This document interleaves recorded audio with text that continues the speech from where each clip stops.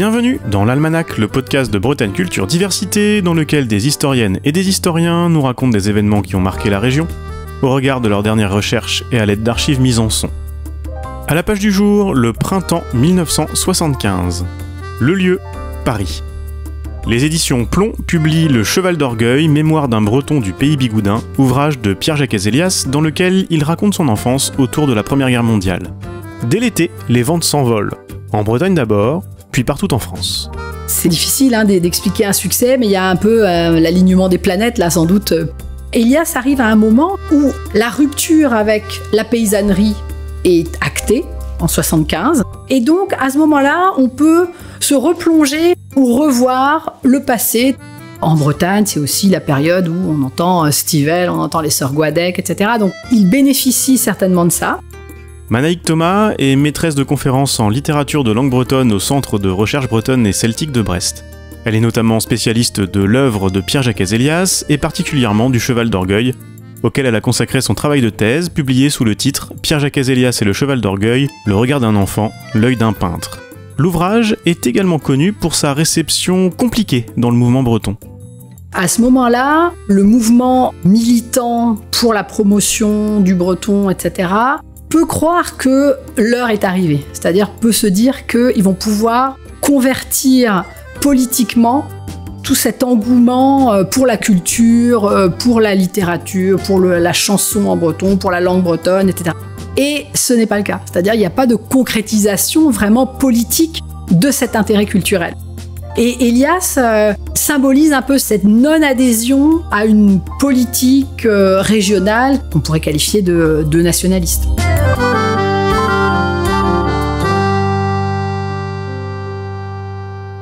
Dans cet épisode, vous allez nous raconter l'histoire du livre, sa réception et sa place aujourd'hui dans la littérature et la mémoire bretonne. Et nous entendrons Pierre-Jacques Hézélias lui-même au micro de Gabriel Aubert, des archives inédites de Radio Rennes qui datent de 1990. L'invité de Pluriel aujourd'hui et demain, le quêteur de mémoire. 2 jours avec celui qui a écrit le plus grand livre sur la paysannerie française, Pierre-Jacques Hézélias. Nos auditeurs le comprendront bien vite, les micros et les caméras ont une place prépondérante dans la vie et l'œuvre de l'écrivain de Pouldrezic. Dans Le Cheval d'Orgueil, j'ai essayé de décrire avec le plus de précision possible la civilisation qui était la mienne et qui était encore complète au moment où je suis entré au lycée. Depuis, il s'est passé naturellement un demi-siècle et il y a beaucoup de gens qui m'ont écrit en disant « Mais qu'est-ce que vous avez fait après, monsieur ?»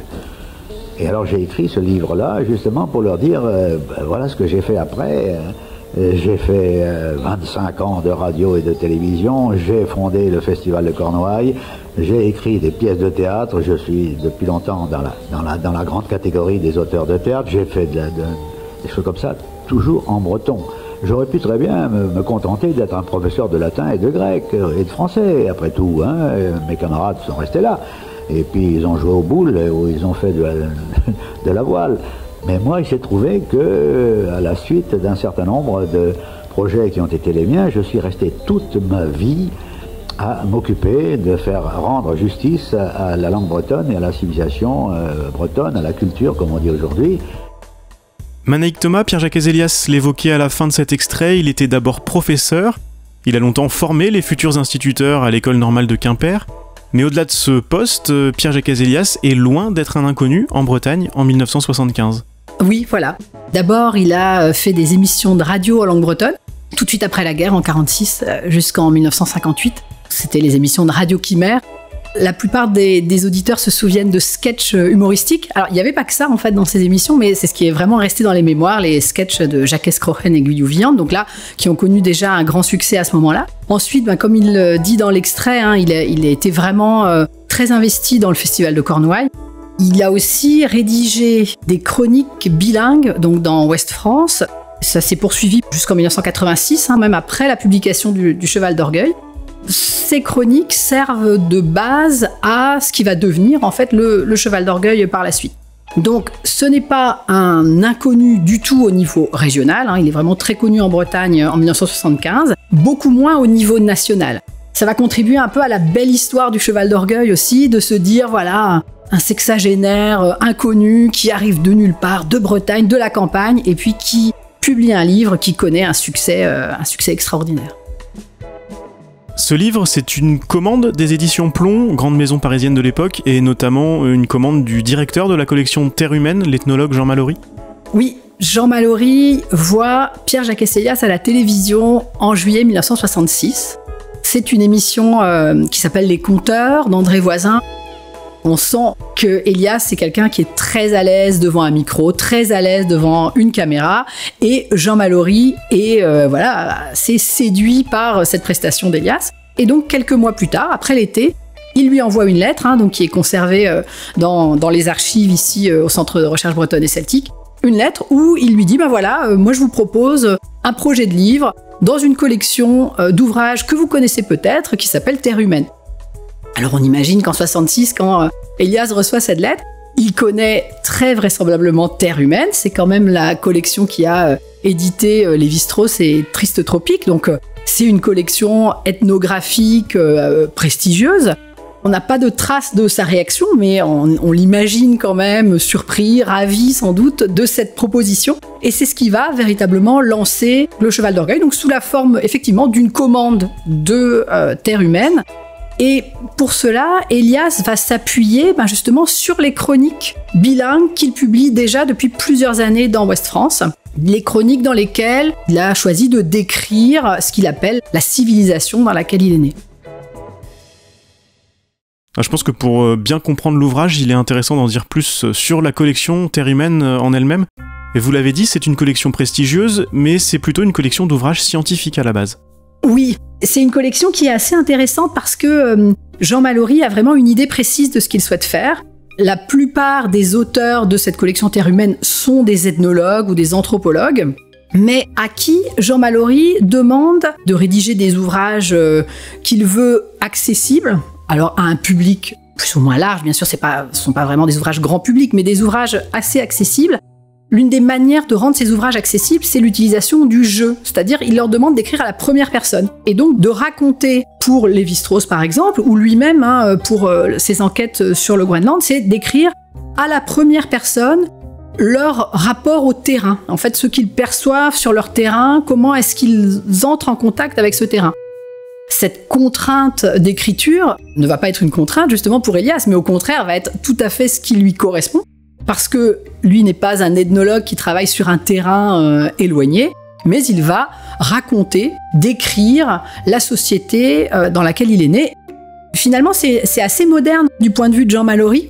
Aujourd'hui, on a cette idée effectivement que, y compris des travaux de recherche, peuvent utiliser la première personne. Mais à l'époque, c'était assez nouveau d'aller contre cette idée de l'objectivité totale du chercheur, qui allait être dans une objectivité, et donc cette objectivité supposait de n'avoir aucune trace de la personne qui écrit. Pierre-Jacques Hélias aimait dire dans des interviews, en précisant qu'il citait à peu près Montaigne, et il l'écrit d'ailleurs dans Le Cheval d'Orgueil, il n'enseigne pas, il raconte. Que raconte-t-il et comment le raconte-t-il dans ce livre ? Effectivement, il réutilise très souvent cette formule des essais de Montaigne. Et effectivement, c'est le cas. Hélias n'enseigne pas. Il n'est pas dans la posture d'un ethnologue qui va décrire et surtout qui va analyser le fonctionnement de la société. Hélias raconte. La base du Cheval d'Orgueil, c'est son enfance à Pouldreuzic, donc dans le pays bigoudin. On est dans le sud Finistère. L'essentiel du livre va de sa naissance en 1914 jusqu'à son entrée dans l'enseignement secondaire, c'est-à-dire le moment où il part à Quimper, il a une dizaine d'années. Ce qui ne l'empêche pas de faire parfois des petits retours en arrière et d'utiliser les souvenirs de ses parents, voire de ses grands-parents. Avec cette idée que finalement, les choses n'ont peut-être pas beaucoup changé entre l'enfance, la jeunesse de son père, la sienne. Et il va jusqu'au grand basculement, jusqu'aux grands changements qui vont subvenir essentiellement après la Seconde Guerre mondiale en Basse-Bretagne. Et comment raconte-t-il tout cela ? De différentes manières. D'abord, il y a cette utilisation du « nous ». Ça, c'est un des éléments importants de son écriture. Donc l'utilisation du « nous » au sens du groupe, la collectivité dans laquelle il est né. Ça va lui permettre de décrire comme un témoin, finalement, le fonctionnement de la société de son enfance. Après, il y a l'utilisation du jeu. le jeu Élias et souvent Élias enfant. C'est aussi toute une partie du livre qui est décrit comme à travers les yeux du petit garçon qu'il était, avec les limites que cela procure parfois, c'est-à-dire l'enfant, il va pas forcément comprendre tout ce qui se passe sous ses yeux, ou alors il ne voit pas, tout simplement parce que il est trop petit, donc il ne voit pas ce qui se passe au loin, ce qui se passe plus haut. Donc on a là aussi la restitution d'un certain nombre de sensations d'enfants qui viennent comme ça grâce à l'utilisation du jeu. Et puis une autre manière de raconter, c'est aussi de faire appel à des images qui sont présentes dans la mémoire collective.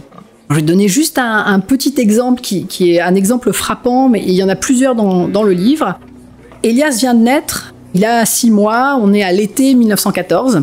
Bien sûr, il n'a pas de souvenir de ce qui se passe à ce moment-là, mais ça ne l'empêche pas de raconter. Et donc il raconte que son père et sa mère se trouvent dans un champ, et à un moment, ils entendent les cloches. Il s'agit en fait du tocsin qui annonce le début de la Première Guerre mondiale. Le père et la mère se lèvent, regardent autour d'eux et voient au fond leur village. Et en fait, quand on lit ce passage-là, on se dit c'est l'Angélus en fait de Millet. Donc, ce sont pas les cloches du tocsin, c'est l'Angélus. Mais là, il fait appel finalement à des images qui sont ancrées dans la mémoire collective, comme représentation aussi de la paysannerie, de la vie à la campagne.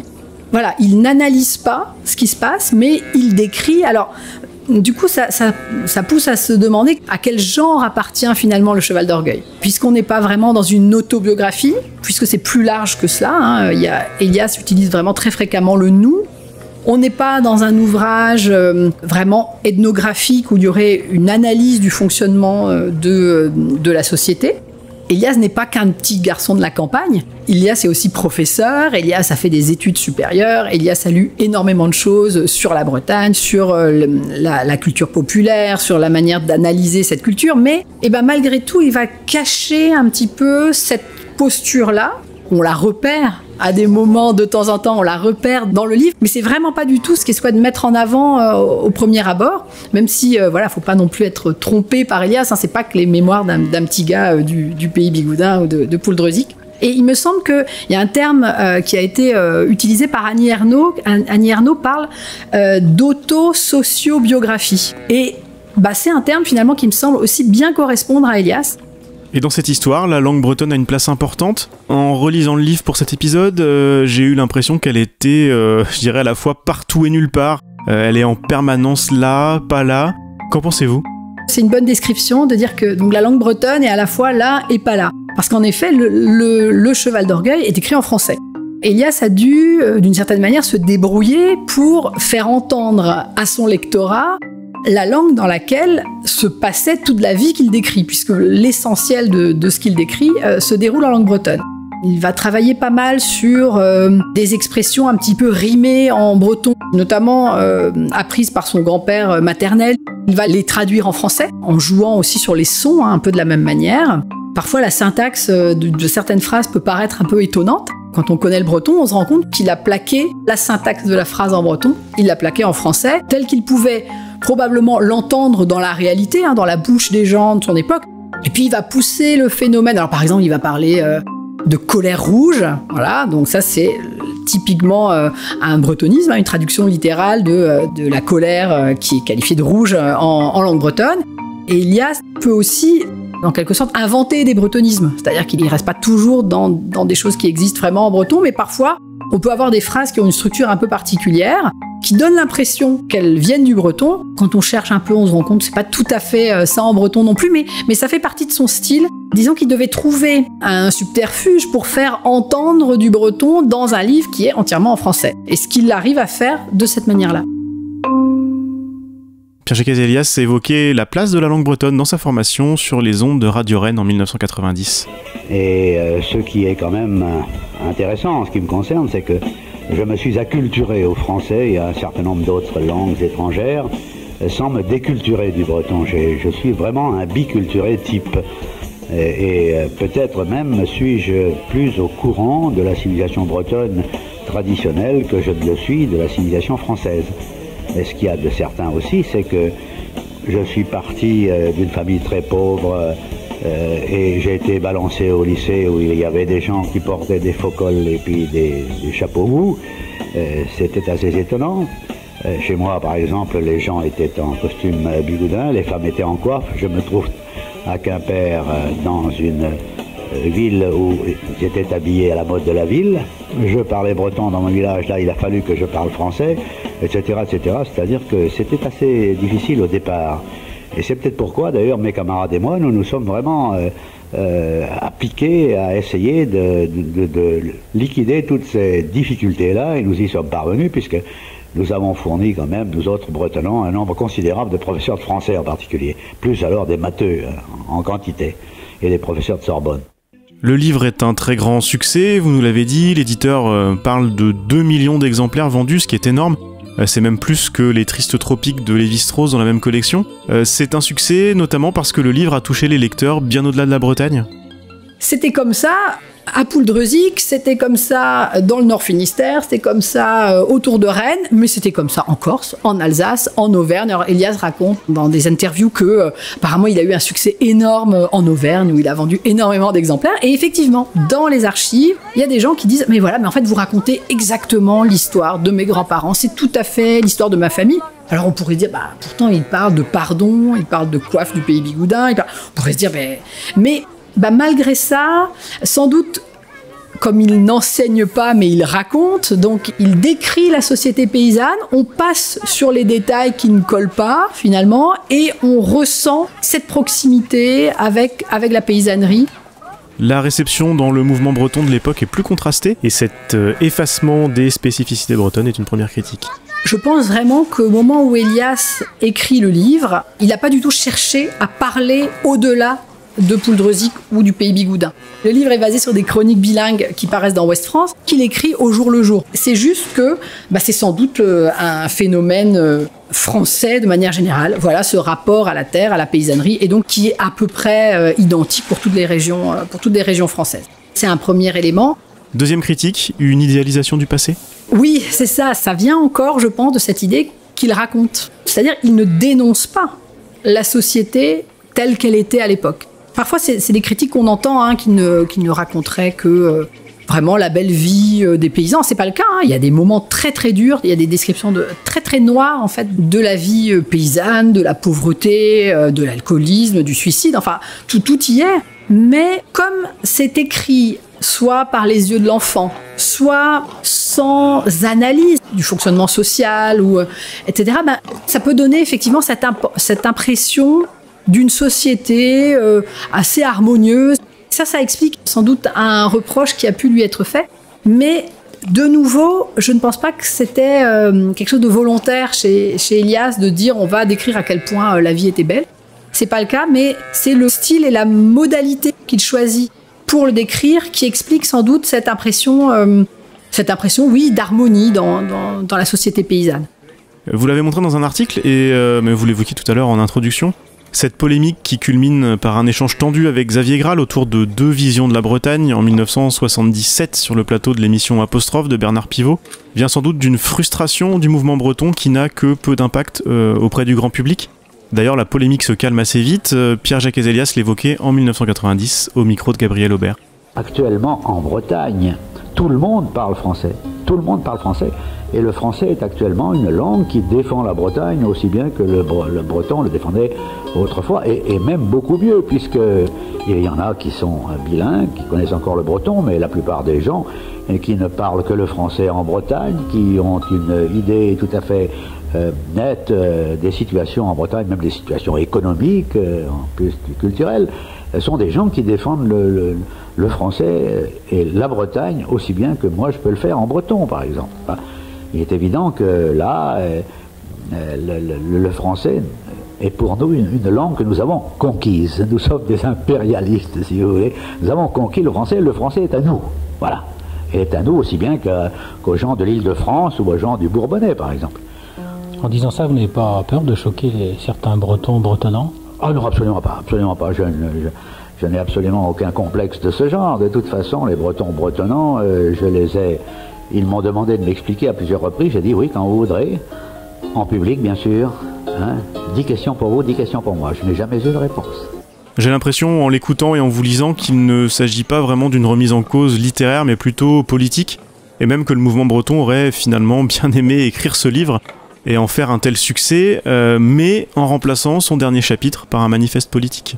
Oui, ça c'est très juste, hein, cette focalisation là aussi sur le dernier chapitre en effet, qui n'a pas du tout la même histoire que le reste du livre, hein. C'est Jean Mallory qui demande à Elias un dernier chapitre pour parler de la situation actuelle. C'est le fameux chapitre 8 là, qu'il a appelé le Nouveau Testament. Et effectivement, l'essentiel des critiques s'appuie sur ce chapitre-là. On peut imaginer que le mouvement breton là reproche à Elias de ne pas s'être servi de ces dernières pages pour proposer un engagement politique en faveur de la Bretagne qui s'exprimerait différemment. 50 ans plus tard, quelle est la place d'Elias dans le champ culturel ? Elias reste une figure régionale alors très importante. Par exemple, parfois dans la presse, à l'image de l'expression « la langue de Molière » pour parler du français, parfois on lit « la langue de Pierre-Jacques Hesselias » pour parler du breton. Son nom est visible dans des rues, son nom a été donné à des écoles, beaucoup, hein, il y a énormément d'écoles en fait qui portent le nom Pierre-Jacques Hesselias. Alors, c'est toujours la question pour un écrivain, c'est qu'on peut connaître son nom, après qu'en est-il de son œuvre ? Est-ce que son œuvre est lue ? Une enquête que j'ai pu faire auprès des libraires montre que le Cheval d'Orgueil continue de se vendre. Finalement, Elias reste une figure connue, mais pas forcément une figure qui est énormément lue. Si ce n'est cet intérêt-là qu'on voit là en 2025 pour les 50 ans du livre. J'ai trouvé assez surprenant de voir pas mal d'acteurs, soit littéraires, soit dans les musées, etc., qui s'intéressent vraiment aux 50 ans de ce livre-là. Et quelle est la place du livre et de son auteur aujourd'hui dans le mouvement breton ? On devrait même sans doute plutôt dire depuis tout à l'heure les mouvements bretons. Parce qu'on l'a dit, la querelle du Cheval d'Orgueil, même si elle reste dans les mémoires aujourd'hui, elle s'arrête en réalité rapidement après la publication. La querelle s'arrête rapidement, et malgré tout, la figure d'Elias reste un peu... n'est pas consensuelle. Dans les mouvements bretons ou dans... voilà, c'est pas une figure qui reste consensuelle, sans que tout le monde ne sache forcément, voilà, les raisons profondes. Donc cette querelle s'arrête vite, mais il en reste des traces, parfois assez peu objectives. L'Almanach est une série produite par Bretagne Culture Diversité, proposée et réalisée par Antoine Gouritin. La musique originale est de Jeff Alluin. Un grand merci à Gabriel Aubert et Radio Rennes pour la communication des archives que vous avez pu entendre dans cet épisode. Retrouvez les références bibliographiques et sonores ainsi que les autres épisodes sur le site Bessedia et abonnez-vous dans votre application de podcast favorite pour ne pas rater les prochaines publications. Retrouvez également la série sur le mur des podcasts de Ouest France et sur les antennes de radios associatives et locales bretonnes.